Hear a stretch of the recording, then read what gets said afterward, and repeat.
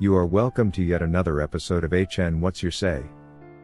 The #1 listening show, where we discuss real issues with real people like you. We are still featuring R. Kelly.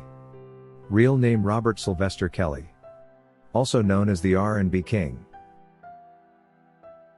While the Chicago appeal judges wasted no time in upholding the verdict delivered by the trial court, their quick decision issued amid serious contestation and national debate raised eyebrows among legal observers, civil rights advocates and fans alike. Many believed that the appeal in Chicago was rushed, leaving little room for genuine judicial reflection or for acknowledging the glaring irregularities that marked the original trial.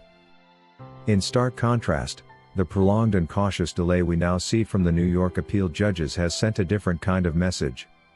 One that's been interpreted by many not as a mere legal technicality, but as a sign of potential victory for the man who once reigned supreme as the undisputed king of R&B. Meanwhile, his isn't just blind optimism, and it's not simply wishful thinking. It's a reflection of facts. Cold, hard and uncomfortable facts surrounding the New York case. Facts that demand the utmost scrutiny and that, if properly weighed, could unravel the very foundation of the government's case against him. The contrast between the two appeal processes is more than procedural. It's symbolic. The speed with which Chicago appeal judges upheld the decision made many wonder whether the court truly considered the serious legal arguments presented on Kelly's behalf. Arguments that question the misuse of statutes, the admissibility of evidence and the conduct of the court itself during trial. It suggested a kind of judicial complacency, or worse, a reluctance to challenge public opinion. But the New York Appeals Court has taken its time. And in doing so, it's done something that has inspired cautious hope among those closely following the case, especially those who believe in the importance of due process, fair trials and the integrity of the judicial system. This delay is not arbitrary. It's not laziness, and it's certainly not incompetence. It signals something rather deeper. A deliberative process and a recognition that the issues raised by R. Kelly's legal team, particularly his defense counsel Jennifer Bonjean, are not trivial. They strike at the heart of what a fair appeal is supposed to look like. If one is to believe in the foundational principle that all individuals, regardless of fame, notoriety or public perception, are entitled to a fair and impartial trial, then the New York Appeals Court must be expected to take its time. Because the errors that plagued Kelly's trial in Brooklyn were not minor. They were egregious. Let us consider what this appeal panel is being asked to review. They are not simply rereading transcripts or checking boxes. They are being asked to take a second and more critical look at a trial that many legal minds argue was affected by judicial bias, questionable witnesses, and a complete misapplication of laws originally designed to target organized crime and not entertainers and their professional entourages. This panel is likely being asked to determine whether the use of the RICO statute, a law historically intended to combat the mafia and criminal enterprises, was misused to criminalize the everyday operations of a music career. And if so, whether this misuse led to the violation of R. Kelly's constitutional rights.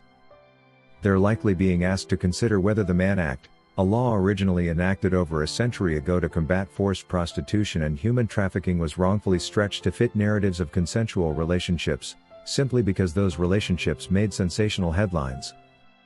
And more than that, they are being asked to assess how immunity deals were handed out like candy, shielding questionable witnesses from prosecution in exchange for their testimony. Witnesses who in many cases had their own legal baggage and motivations for cooperating. Witnesses who may not have been reliable at all but were still paraded in front of a jury in what some now see as a government-orchestrated theater.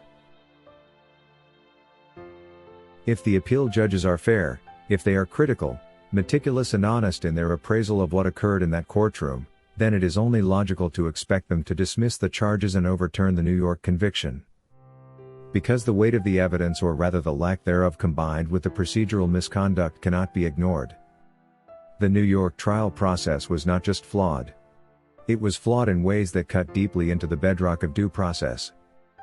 From the selection and handling of witnesses to the pre-trial climate poisoned by widespread media narratives and to the trial court judges, repeated and arguably prejudicial rulings. All of it contributed to a process that leaned more toward conviction than justice.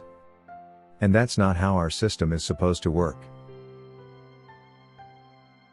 It's not a matter of celebrity, nor is it about excusing wrongdoing. It's about the rule of law. And if the law was broken in the process of trying to enforce it, if the government bent the rules, manipulated statutes and relied on theatrics rather than truth, then this demands accountability. The New York appeal judges, whether intentionally or not, have signaled through their delay that they are not taking this decision lightly. This isn't the rubber stamp we saw in Chicago. This is something else. Something more careful, more conscious, and perhaps more just.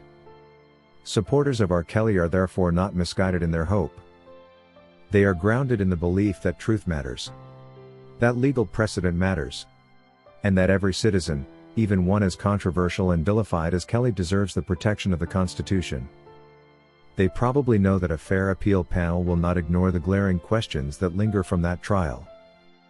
We are talking questions such as the following.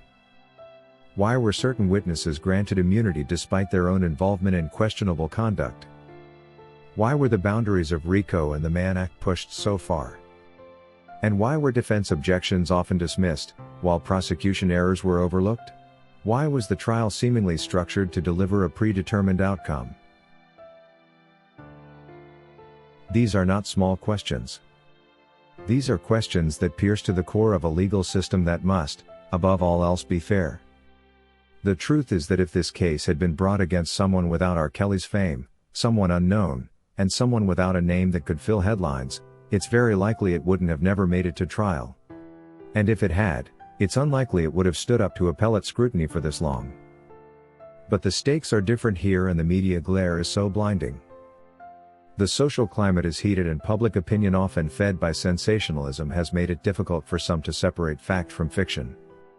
And yet this delay tells us one thing: at least for now, the judges in New York are not rushing to judgment. They are not letting headlines dictate the law.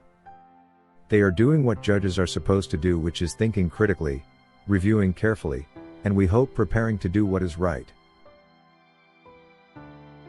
If you want to be featured in our video releases, send us your clips by emailing them to hnnewsroom242@gmail.com or use Google Drive for larger files.